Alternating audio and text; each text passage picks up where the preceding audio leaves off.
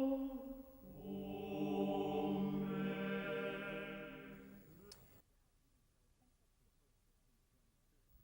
and dad didn't tell them for the first 15, 20, 30 years of their life that they're Jewish, and that most likely their grandparents or great-grandparents were gassed. I mean, that's what they know about Jewish identity. They know about Auschwitz, they know about 1968 in Poland. The sense of fear that existed here under the communists is something that we Americans, Baruch Hashem, cannot understand. That you don't even dare tell your child something that's going to be detrimental. And often, even when the children suspected it, they often didn't dare ask their parents if they were Jewish until after 1989, after the fall of the communists. On the very beginning, this news had a quite traumatizing effect. Well, first of all, I didn't know what does it mean. I was told, okay, you're Jewish. Your mother is Jewish, you're Jewish. But I didn't know what does it mean, because, you know, the information about being Jewish, I'm not speaking about Judaism, I'm not speaking about Yiddishkeit, but just about what does it mean to be Jewish. It was very strange. Are they Poles? Are they Jews? Are they Catholics? Are they Polish Jews? Are they Polish Catholic Jews? Are they Polish Jewish Catholics? Yes, I know these three terms, especially Jewish Catholic.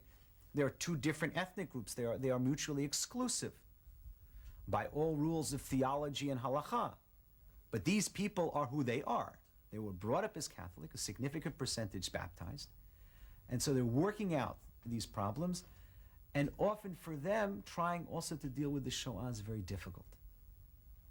A young lady who's now about 20 asked me a couple of years ago, he says, "Rabbi, am I Jewish?" I said, "You're asking me what is your story?" It's not a question which I don't usually ask. She said, "Well, my mother's mother's mother's mother apostatized. And my mother's mother told my mother when she was on her deathbed that I want you to know that my mother's mother was a Jew." She says, "Rabbi, am I a Jew? I found out a year ago. I went to an acquaintance of mine who I knew I thought was Jewish, someone my own age. I said, 'What do you do when you're Jewish and living in Warsaw?'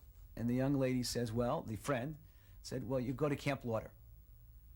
And so this young lady told me, says, I went to the camp, and after a month, I felt something inside of me come alive that I never felt before." What they experience here is the spectrum of Jewish life, what I like to call the smorgasbord of Jewish life. Everything from prayer to Israeli folk dance, Talmud to Jewish history, and even what it's like to be with Jewish people. For some of them, it's the first time they've been in a Jewish environment. Whether it's religious, secular, it's irrelevant because it's Jewish. And for them, that, at the beginning, is by far the most important factor. That it gives them a chance now to build that link, that bridge that goes over the gap that existed here for 50 years to come back to the Jewish people.